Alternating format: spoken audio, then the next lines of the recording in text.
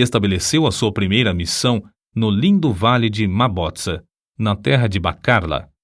Em uma carta escrita de Curumã, Livingstone assim descreveu o local que escolhera para centro de evangelização. Está situado em um anfiteatro de serras que se intitula Mabotsa, isto é, ceia de bodas. Que Deus nos ilumine com a sua presença, para que, por intermédio de servos tão fracos, muito povo ache entrada para a ceia das bodas do Cordeiro.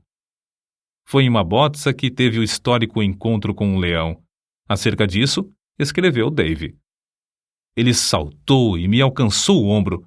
Ambos fomos ao chão. Rosnando horrivelmente perto do meu ouvido, sacudiu-me como um cão faz a um gato.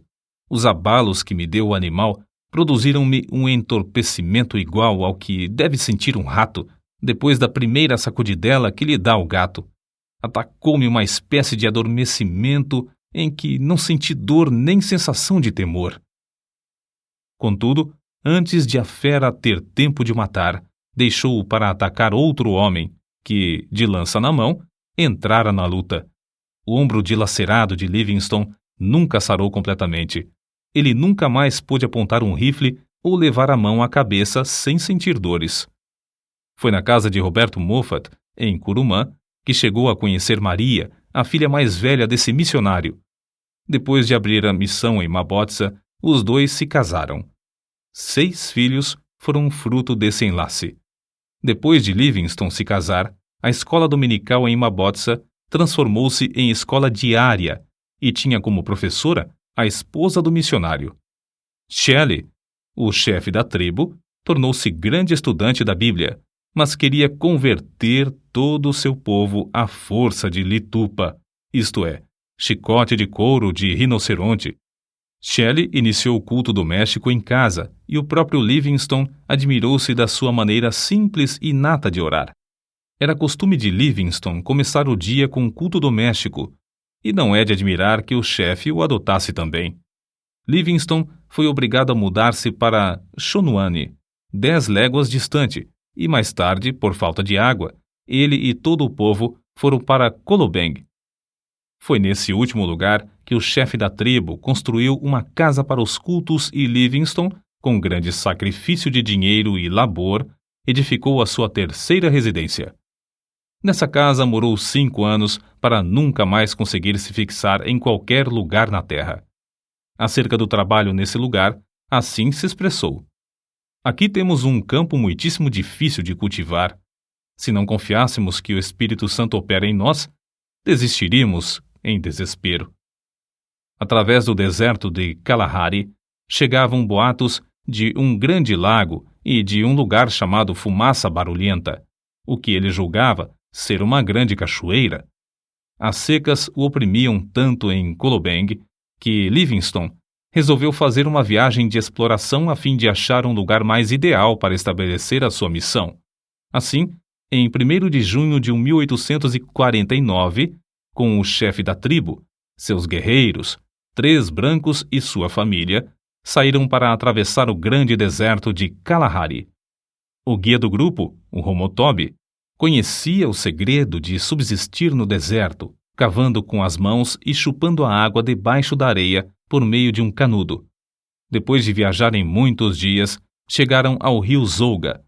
Ao inquirir os indígenas, estes o informaram de que o rio tinha nascente em uma terra de rios e florestas. Livingstone ficou convicto de que o interior da África não era um grande deserto como o mundo de então supunha, e o seu coração ardia com o desejo de achar uma via fluvial. Assim, outros missionários poderiam ir para o interior do continente com a mensagem de Cristo. A perspectiva, escreveu ele, de achar um rio que dê entrada a uma vasta, populosa e desconhecida região aumentou constantemente desde então. Aumentou tanto que, quando por fim chegamos ao Grande Lago, esse importante descobrimento em si mesmo parecia de pouca monta. Foi em 1º de agosto de 1849 que o grupo atingiu o Lago Ngami. Tão grande é esse lago que, de uma margem, não se avista a margem oposta. Sofreram longos dias de cruciante sede sem obter uma gota d'água, mas venceram todas as dificuldades. O curioso é que descobriram o Nigami enquanto outros exploradores mais bem equipados, mas menos persistentes, haviam falhado. As notícias do descobrimento foram comunicadas à Royal Geographical Society, o que lhe votou numa bela recompensa de 25 guinéus, por ter descoberto uma importante terra, um importante rio e um grande lago. O grupo teve de voltar a Kolobeng. Depois de alguns meses, porém, iniciou novamente viagem para o lago Nigami. Não queria separar-se da sua família e levou-a em um carro de boi. Mas, ao alcançar o rio Zouga, os filhos foram atacados pela febre e ele teve de voltar com a família. Nasceu-lhe uma filha, que morreu logo de febre. Livingstone, contudo, ficou mais firme do que nunca na sua resolução de achar um caminho para levar o evangelho ao interior da África. Depois de descansar alguns meses com a família, na casa de seu sogro em Kurumã, saíram com o propósito de achar um lugar saudável onde pudessem estabelecer uma missão mais para o interior. Foi nessa viagem, em junho de 1851, que descobriu o maior rio da África Oriental, o Zambeze, rio do qual o mundo de então nunca ouvira falar. No seguinte trecho que Livingstone escreveu, descobre-se algo do que tinham de sofrer nessas viagens. Um dos assistentes desperdiçou a água que levávamos no carro e à tarde tínhamos apenas um restinho para as crianças. Passamos a noite angustiados e, na manhã seguinte, quanto menos havia de água, tanto mais aumentava a sede das crianças. O pensamento de elas perecerem diante de nossos olhos nos perturbava. Na tarde do 5º dia, sentimos grande alívio quando um dos homens voltou trazendo tanto desse líquido como jamais antes havíamos pensado.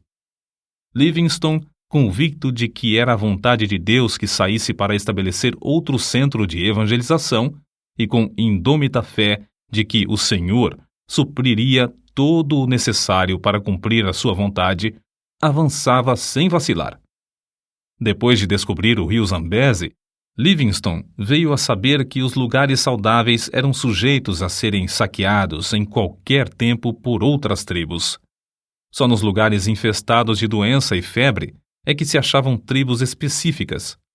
Resolveu, portanto, enviar a esposa para descansar na Inglaterra enquanto ele continuava as suas explorações, a fim de estabelecer um centro para a obra de evangelização. Via-se forçado a estabelecer tal centro porque os boeres holandeses invadiam o território e, além de roubar as terras e o gado dos indígenas, punham em prática um regime da mais vil escravatura. Livingstone enviou crentes fiéis para evangelizar os povos em redor, mas os boeres acabaram com essa obra, matando muitos dos indígenas e destruindo todos os bens que o missionário possuía em Kolobeng. Diante desse quadro, o obreiro levou sua família para a cidade do Cabo, de onde seus queridos embarcaram em um navio para a Inglaterra.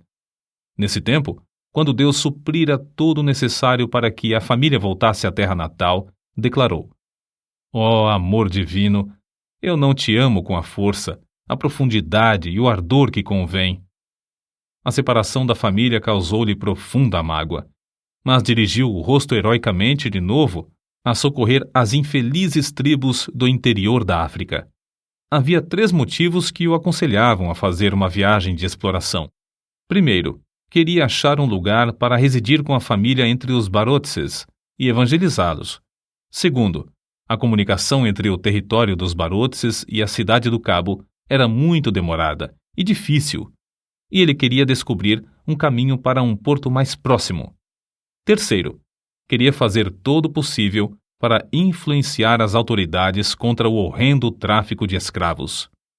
Foi nessa época da sua vida que Livingstone, por suas proezas, tornou-se conhecido no mundo inteiro.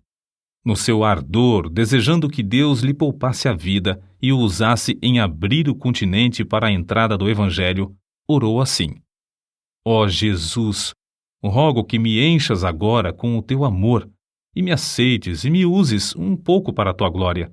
Até agora não fiz nada para ti, mas quero fazer algo.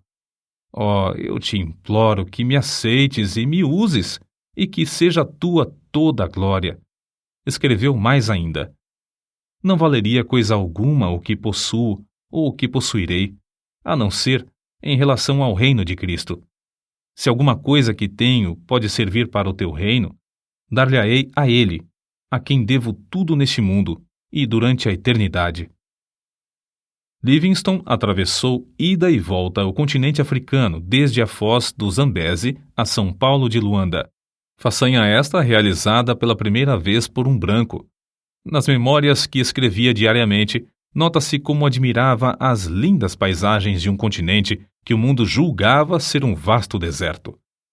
Chegou a Luanda magro e doente. Apesar da insistência do cônsul britânico para que regressasse à Inglaterra, a fim de recuperar a saúde abalada, ele voltou a Zambeze por outro caminho, a fim de levar seus fiéis companheiros até em casa, conforme lhes prometera antes de iniciarem a viagem.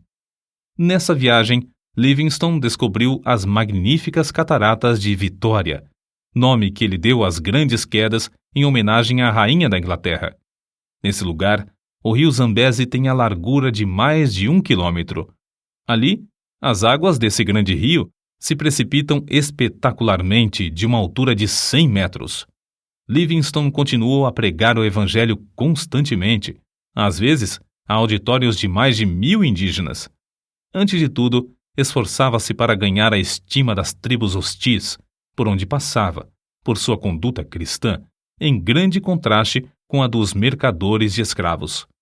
Sozinho, com seus fiéis macololos, caiu 31 vezes de febre nos matagais, durante um período de 7 meses. Mas não era tanto o sofrimento físico. Suas cartas revelam a sua angústia de espírito ao ver os horrores do povo africano massacrado e arrebentado dos seus lares, conduzido como gado para ser vendido no mercado. De um lugar alto onde subiu, contou 17 aldeias em chamas, incendiadas por esses nefandos mercadores e seres humanos.